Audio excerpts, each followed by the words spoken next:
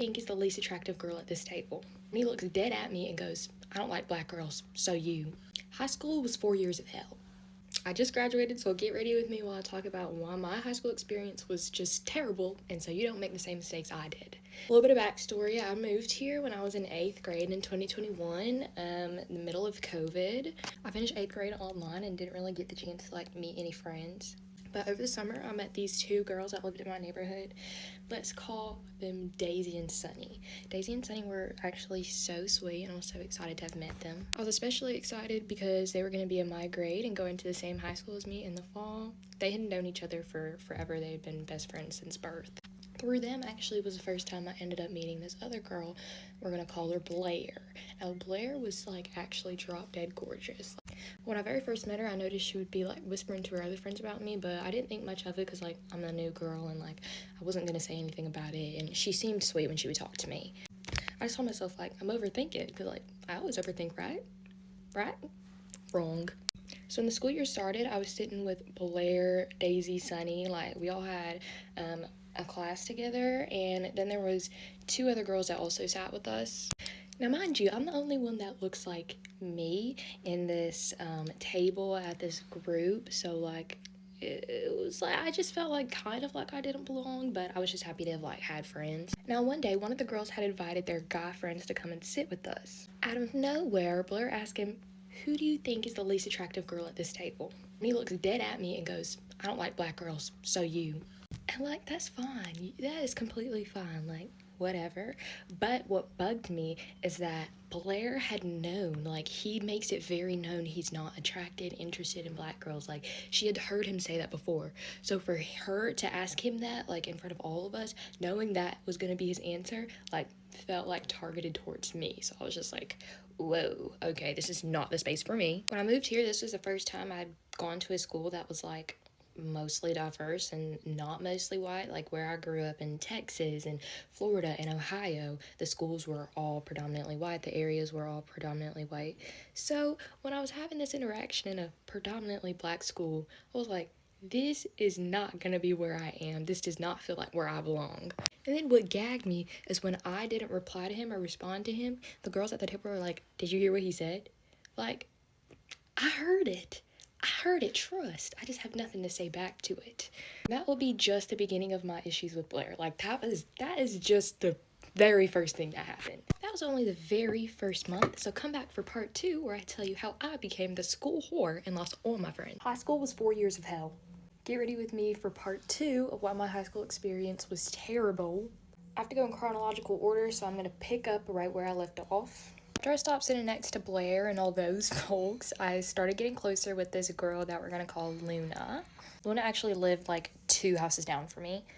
Her and I got real close real fast. Me and Luna started to become really close with these other 2 girls that I had known in one of my classes. We're going to call them Sky and Vanessa. We all became there was 4 of us, so we all meshed really well. I had so much fun with them at the beginning. I started to tell them how I had a crush on this guy we're gonna call Mason. So Mason and Vanessa were actually friends. They had known each other from middle school, and they were pretty close. So she was kind of helping us get together, and she was supposed to be on my side, encouraging him to He'd DM me on Instagram, and we just started talking, and I had such a big crush on him. I would always obviously tell my girls I had such a big crush on him and everything was going well and every good thing he was saying to me and all of that stuff. But little did I know that Mason was talking mad shit to Vanessa about me, all behind my back. He was just saying things I was too whitewashed for him and all that stuff, when in front of my face he was acting like I was the freaking love of his life. And the issue here is that Vanessa never told me any of this. She never told me he was talking shit to her. She let me sit there just going on about how we were so in love and I was gonna be the love of his life, whole time knowing he wanted nothing to do with me. Then I found out my best friend Luna was moving away.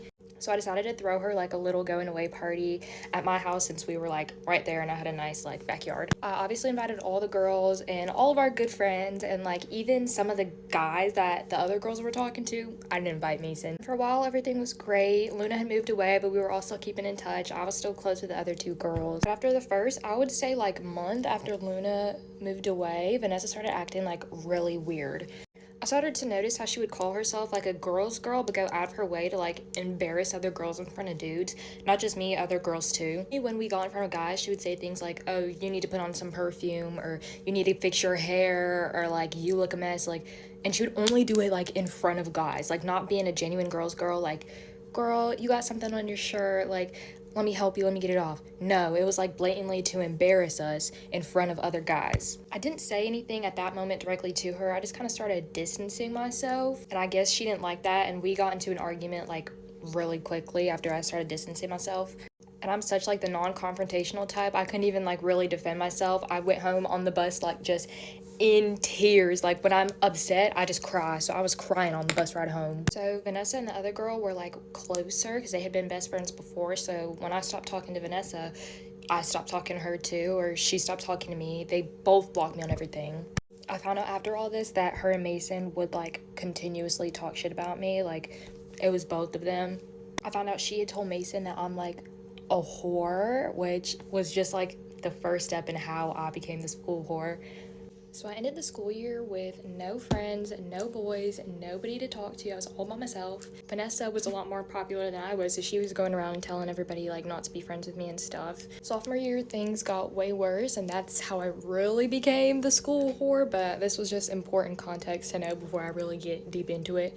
I have a lot more story to tell, so come back for part 3, and thank you guys for all the love. And she's telling my sister, like, Kimberly's not as dumb as I thought. My sister actually defended me and was like, well, if you weren't on her ass all the time criticizing her, you would take the time to see how much she's done. You know, I'm going to college, I'm going to drop out to pursue becoming an influencer, is what I would say if I was dumb. But I got into UCLA, I got into USC. I'll show you guys inside because that's what it says, USC. I got into UC San Diego, and I got into UCR, and I also got into Chapman University. I'm actually going to talk about kind of how I got in, also mostly my parents' reaction. I can do a separate video on my stats. I don't really want to talk about my stats on here because I can't memorize them off the top of my head, but keep in mind my stats honestly were not the reason I got in, if I'm gonna be completely honest. I do think that my essays and my extracurriculars and awards I had gotten were a bigger reason. Mostly my essays though, because I did put a lot of time and effort into those. I was actually not planning on applying to any of those schools, even UCR, which I'm saying even UCR because they do have a higher acceptance rate than most of those schools. UCSD also has a higher acceptance rate for transfers at least. But I was not going to apply to any of those schools because I was just going to go to CSUN. I was going to go to Cal State Northridge because that's the closest one to me. That's the one where, you know, I knew that my parents wouldn't say anything about. That's the one where everybody just expected me to go because it was the closest one and they didn't want me going far from home. I also am first gen, so it's like I didn't really have that type of guidance to tell me, you know, where I should apply to, what my expectations should be, what else, like how to apply, all that stuff. I did know how to apply to all those schools already though, luckily, because I had done it in high school. It's a tiny bit different when you're applying as a transfer. They don't account for your high school grades when you apply as a transfer. They only account for the grades you got while you were in community college or whatever place you're transferring from. So yeah, and so I applied to all those schools because I had actually vented to my boyfriend talking about like, oh, I don't know if I should go, like I feel like I don't have the potential to go there. And that man literally like convinced me, basically like trying to convince me that I had way more potential than I thought I did. So I applied to all the schools, told zero people other than my man, because last time I applied to all those schools, I just genuinely felt like somebody did ojo on me and I did not get into the schools that I had wanted to get into other than one. I was genuinely like just hoping I could get into at least one school. I was like genuinely having my expectations set on UCR because I was like, you know what, that's the one that I will most likely get into. Like I wouldn't mind going. But I waited until I believe like literally like late April. I think I got my UCR decision early April, but I waited until late April for all the other UCs that I had applied to, and I got into every single one that I applied to. I recorded my reaction for both UCSD and UCLA, but they're nothing crazy, honestly, because I was at work for UCLA and on my way to work for UCSD because they came out on the same day, just like at different times. Got into UCLA at work. I called my mom literally right after I opened the decision because I was so excited. I called my boyfriend first, but then I called my mom. And I feel like my mom didn't really understand the capacity of getting into UCLA. Like she didn't really understand the, I guess, like prestige or like how significant it was. And like I honestly, I get that. You know, my mom's not from here. My mom does understand, you know, some sort of American culture, some sort of Californian culture at least, not really American now that I think about it. But yeah. So she knew what UCLA was. She didn't realize that it was so difficult to get in. She didn't realize that a lot of people wanted to get in. She just didn't know how prestigious it was, I guess. I called her, she said congrats. And then, you know, I'm saying all this that my mom doesn't understand the prestige. She calls my sister right after I called her to tell her. And she's telling my sister, like, Kimberly's not as dumb as I thought. My sister actually defended me and was like, well, if you weren't on her ass all the time criticizing her, you would take the time to see how much she's done. You know, all you do when you talk to her is criticize her rather than asking her, you know, how are you? What have you done today? Like, you know, like actually asking me about where I am in my life, you know what I mean? And so then my mom asked my sister how far UCLA is from where we live right now, and my sister was like 20 minutes, but she could dorm if she needs to because it's still like a ride on the freeway in the morning, especially with traffic and everything. And my mom didn't really like that answer, and so she came up to me like the next day and was asking me like, oh, are you gonna dorm? And then I was like, honestly, I don't know, just because I don't know how much financial aid is gonna cover. She was low-key pressing me about it, and my dad's reaction was mostly like, he kind of knew what UCLA was, you know, like he knew how good of a school it was. He was telling all his coworkers about it. He was actually really proud of me. He didn't let my mom's, you know, reaction sway his reaction, which tends to happen a lot, unfortunately, but fortunately it did not happen this time. It's been like a while since I did tell them about the news about me getting accepted. I want to say it's been almost 2 months.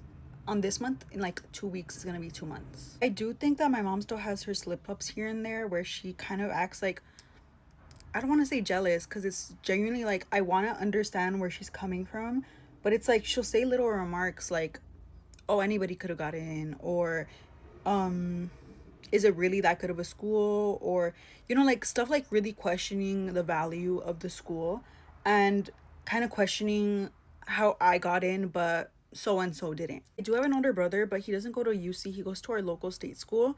And it's not necessarily that it's not prestigious, it's just that like it's not regarded in the same way that UCLA is to others. And I think that my mom was really bugged about that. Like, how could her daughter get into UCLA, but how could her son not? But yeah, I do think that my mom kind of mourned the loss for my brother rather than celebrating me. But it's completely fine because, bitch, I got into UCLA. I don't give a fuck. I also got into USC. Let's talk a little bit about that. I applied to USC as a school that I didn't think I would get into either, honestly. But I was like, you know what? Like, I could handle all these rejections because I know that there's always something that's going to be waiting for me. You know, rejection's always redirection. And I always hold myself to that, like, standard, I guess. So it's like I applied to USC because I could apply to USC, not because I wanted to get into USC so bad. However, when I got that acceptance, I genuinely was just like contemplating everything that I had done. Not even necessarily that like I was like, oh, I want to go to this school instead, but it's like which school would be better for me. In terms of academics, UCSD did rank higher for political science, which is my major, than UCLA, but it was far and I knew that I would have to dorm there 100%. And I also looked at my financial aid package because UCSD provided me with the financial aid package immediately once I got my acceptance letter, and it just was not enough for me. UCR, I also would have had to dorm there. They gave me a little bit more than UCSD, but it still was not enough for me because I was like, I'm gonna have to be here for 2 years. I'm not gonna be here for one semester. You know, I can't just look at this financial aid package and think about it as like, you know, my whole time at UCR or wherever I wanted to go. It's my whole time plus another year. UCLA is just a drive away for me. And once I got my financial aid package, I was like, this has to be wrong because the other UCs were not giving me as much money. I have my whole tuition and fees covered at UCLA. Once I saw that, I literally commit to UCLA, and they didn't even charge me like $250 for the commitment fee. They waived it for me. So it's like I was meant to go to UCLA. So what ultimately did drive my decision to commit was financial aid. I did take into account other factors such as location, social life, even though I'm probably not even gonna be there that much, academic rigor, grade inflation, What else? I took into account everything though. Just keep that in mind. I didn't want to commit to somewhere just because it was prestigious, or just because I don't know, like just because it had a good rep to others. I do know that out of all of my options, maybe UCLA was probably like the best pick, but you take into account the amount of people that like would prefer USC over UCLA, or would prefer UCSD over UCLA because it's near the beach, or you know, all the other stuff. I truly feel like I picked the perfect place for me and where I want to be in life and where I want to study. But yeah, just know I did take everything into account that I feel like was the most important to me, and one of those things was just financial aid. I'm not gonna have to really pay anything when I'm at UCLA, which I'm so extremely grateful for.